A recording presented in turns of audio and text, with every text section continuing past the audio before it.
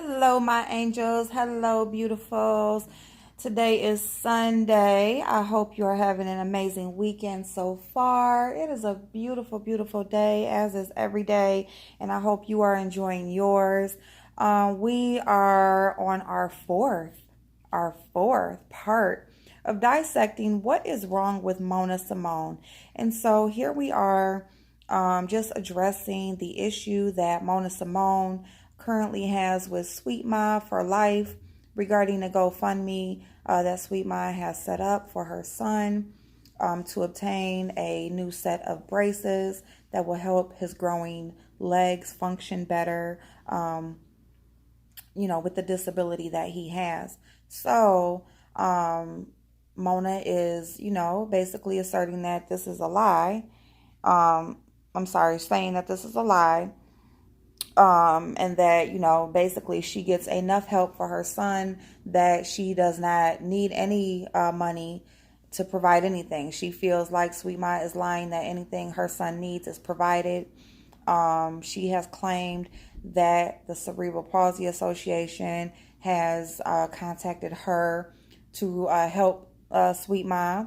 And I'm saying Mona is saying that they contacted her as if she is Sweet Ma's guardian or family member or something. I don't know why they would contact her, but I just have a very big problem with that blatant lie. That was just the icing on the cake. You can throw out theories all day long, but when you just throw out blatant, obvious lies, it's just like everything that you say goes out the window. Now it's just like you just went too far. You just went way too far. But anyway, so we're just going to go ahead. We're going to listen to the video. I just want everyone to connect these patterns and just to see exactly what is wrong with Mona Symone. I mean, she speaks it for herself. And because a lot of people question that, what is the issue? And this is the thing, everything that she says, it's almost like she is just describing herself, but projecting the description onto another person. So let's go. That thus further proving why there is a major necessity for my platform and me to push critical thinking throughout society, because the fact still remains that people cannot think. Now, when you are thinking critically about a situation such as this, it is most important that you pay attention to the argument. What is the argument? What is the claim? Has the claims been proven? Have they been substantiated? Has the person that's countering the initial claim substantiated their claim? And that is what we want to look at. So let me break this down for you. For all you critical thinkers in the world, and would-be brains and brains included, this is how you want to address this situation.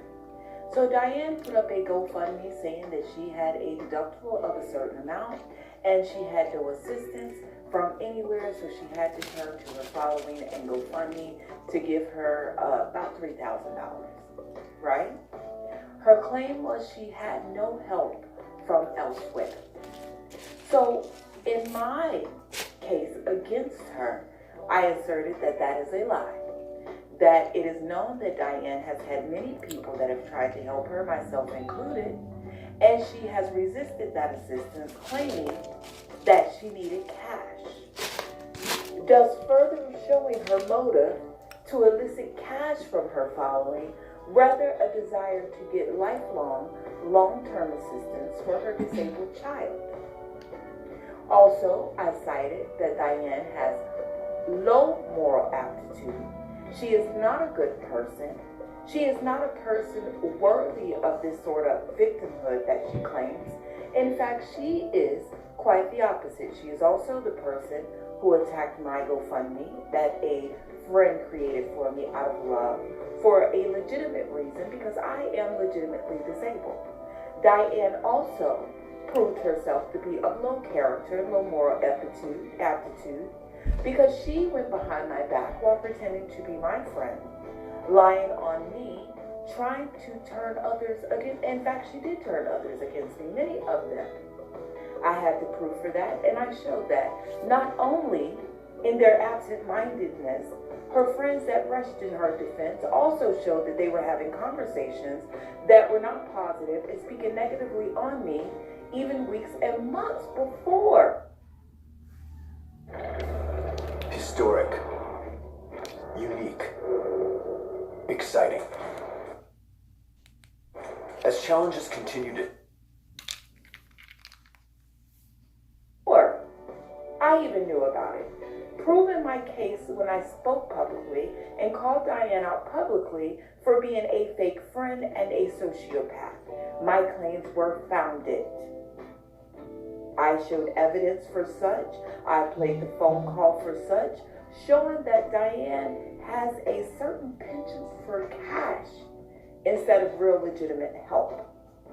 I reported her GoFundMe. I admittedly did that, and I did so because I believe it is fraudulent. I believe it's fraudulent because there is a National Association for Children with Cerebral Palsy that has contacted my team and told us that there is assistance, lifelong assistance for children, and a national registry for children who have cerebral palsy. Diane has made no attempt to contact this foundation, and in fact, I don't even know how she's not on the list. Now, there's more information that I have that has been proven and given to me, and not just by any wayward fan. In fact, and I can't give great detail because I don't want to get that person in trouble, but I have evidence that Diane is receiving social services from the state of Connecticut. Diane is a liar. Now, you can She always has evidence, but we never see it, y'all.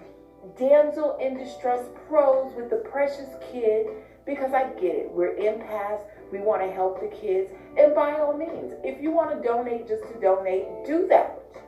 But if you're donating because you sincerely believe, like I believe many of you are, giving your last dime or close to your last dime because you believe that this girl can't get help elsewhere, and that is a lie.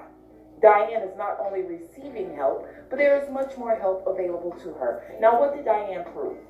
Diane went on her video. She proved that, yes, she does indeed have a deductible, or allegedly proved, because one of those voices sounds quite like her best friend, Deb. And y'all can go back and listen to that, and y'all be the judge of that. But it sounds like Deb to me, and I happen to know that Deb likes to play on the phone.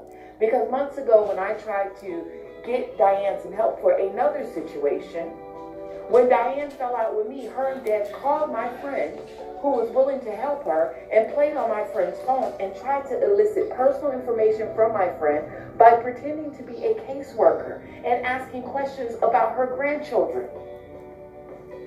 Diane and Deb did that.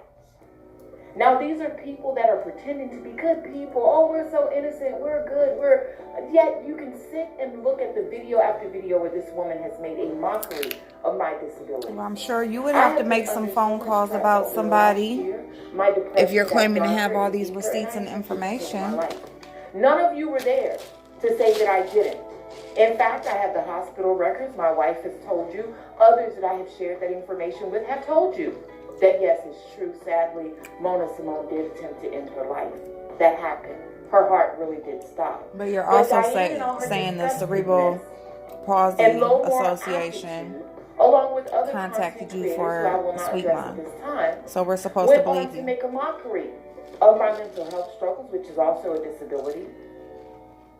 In addition to the previous videos that she's made about my disability. And having a child with disability, she dares say that, oh, I'm not disabled, I'm just unable.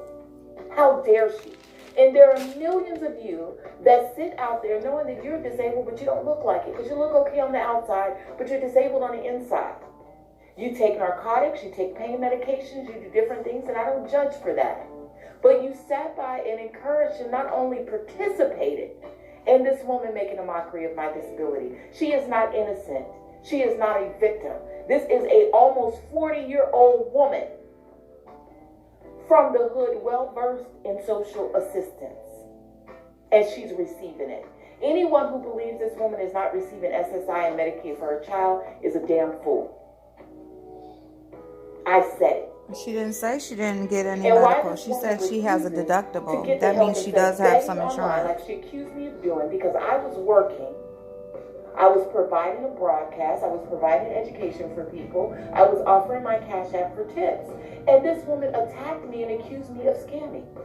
Not only that, when they caught wind that, like, I hid my struggle for the last year. I've been struggling for a year. She did not hide her struggle. Without pay. Didn't she just say she was offering her Cash App? This former friend took advantage of the hate. Haven't we heard about her struggle ever since she's been on YouTube? Popularity by coming at adding